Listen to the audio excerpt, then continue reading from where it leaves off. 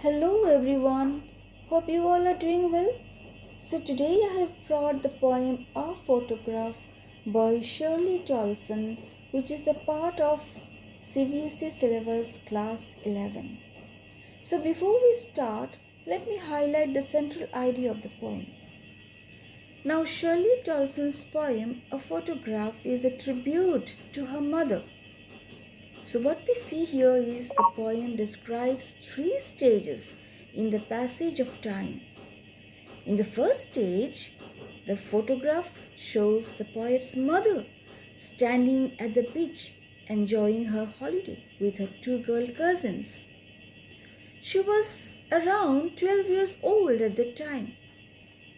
The second stage takes us 20 or 30 years later. The mother would laugh at the way she and her cousins were dressed up for the beach holiday. Now, in the third stage, the poet remembers the dead mother with a very, very heavy heart. So, the photograph revives a nostalgic feeling in the poet. So, to begin with, stanza 1. The cardboard shows how it was when the two girl cousins were paddling, each one holding one of my mother's hands, and she, the big girl, some 20 years or so. So, in the first stanza, an old photograph of the poet's mother, which was pasted on the cardboard, makes the poet recall the old memories of her mother's childhood.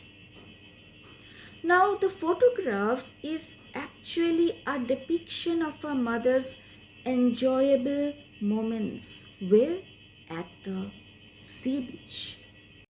It was an enjoyable moment at the sea beach with her two cousins who were younger to her.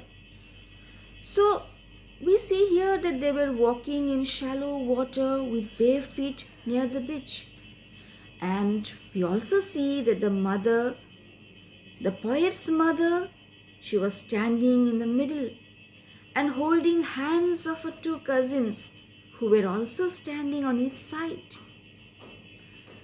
So the poet's mother was at that time only 12 years old.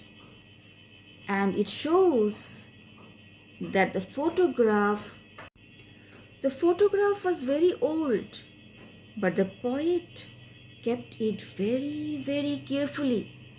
Why?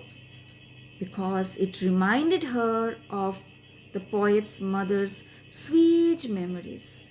It reminded her of sweet memories of her mother's childhood. So, stanza 1, the photograph indicates how enjoyable her mother's childhood was. Moving on to stanza 2. All three stood still to smile through the air at the uncle with the camera, a sweet face, my mother's, that was before I was born, and the sea, which appears to have changed less, watched their terribly transient fate. So, in the second stanza, the photograph shows that all three girls, that is, the poet's mother and her two cousins, stood still and smiled at the camera when their uncle clicked their photograph at the sea beach. Now, as the weather was windy at that time, so their hair was flying over their smiling faces. Oh my God, what a beautiful scene! The expression on the faces of the poet's mother and her cousin was that of happiness and enjoyment.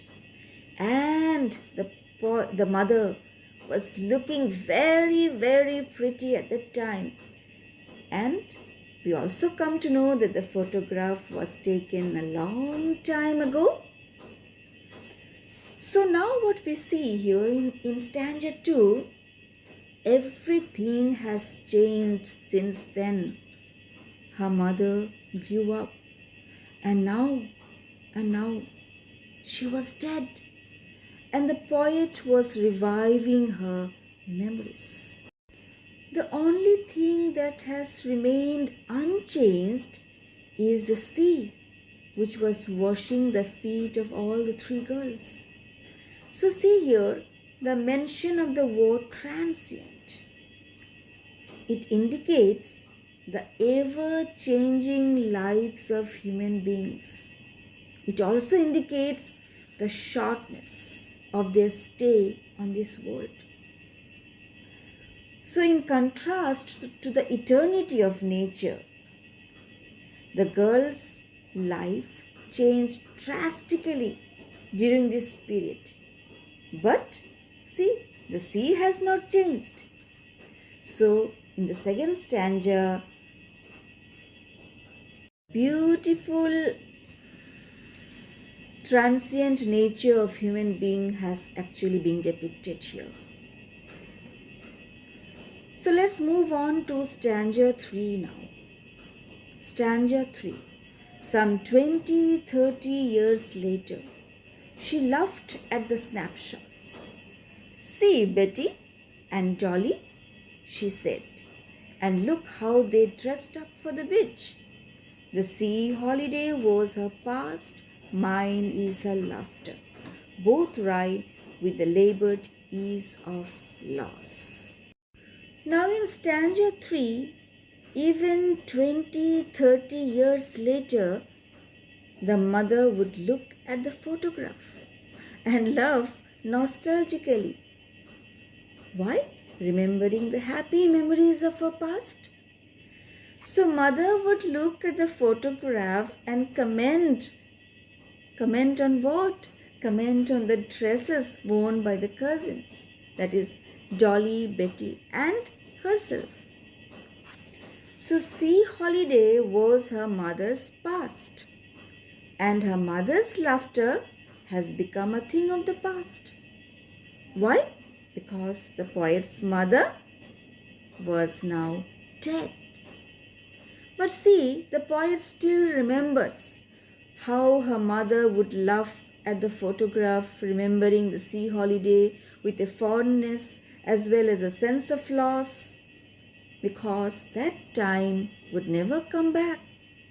So in the same way, the poet also here feels nostalgic, thinking about her mother, thinking about her mother's laughter, which has actually become a thing of the past. So in this stanza 3, we come across the word labored and ease. Labored and ease are opposite to each other, but they describe the same entity and loss.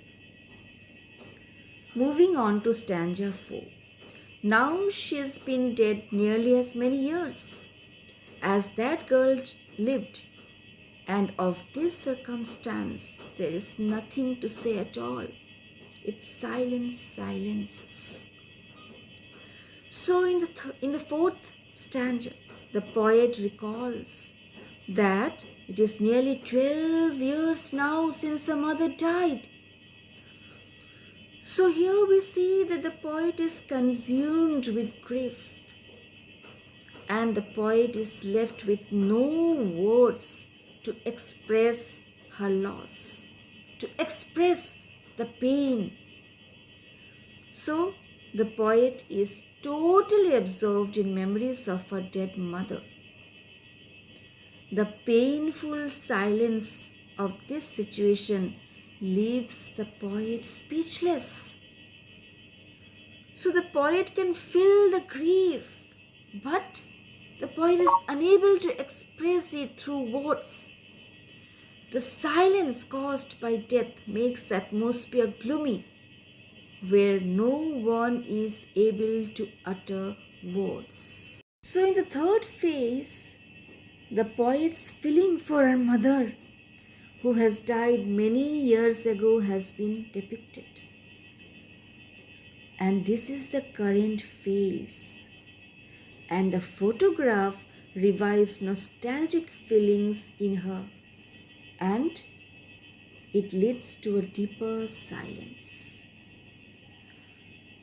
So, in this particular poem, we come across some poetic devices.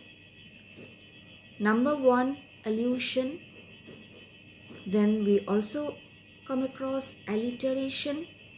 We come across oxymoron and personification as well. The allusion here is cardboard. Now, an allusion is a reference or an incidental mention of something either directly or by implication. So, in this particular poem, the example of allusion is cardboard, which actually refers to the photograph. Now, we also come across alliteration. For example, stood still to smile, S. The next alliteration, terribly transient, TT, its silence, silences, S. We also come across oxymoron here. For example, labored ease. Now, what is oxymoron? Two opposite ideas which are joined to create an effect is called oxymoron. So, labored ease in this particular poem is an example of oxymoron. Labored meaning with great difficulty, ease meaning comfortably. So, both words have opposite meanings, but they are here clubbed together. We also come across personification. An example of personification is its silence, silences. So the situation has been given the human quality of silence. So in short, in the first phase, we see the poet's mother is described as a 12-year-old girl with a very sweet and innocent smile. She is standing on the beach, enjoying a holiday with her cousins, Dolly and Betty. In the second phase, the poet's mother, here middle age, is described where she is laughing at her own snapshot. Perhaps the girls were looking quite funny in the beach clothes. And in the third phase, the poet's feeling for her mother, who has died many years ago, has been described. And this is the current phase actually. And the photograph here revives nostalgic feelings in her, and it leads to a deeper silence. Now, coming to the tone of the poem is that of sadness.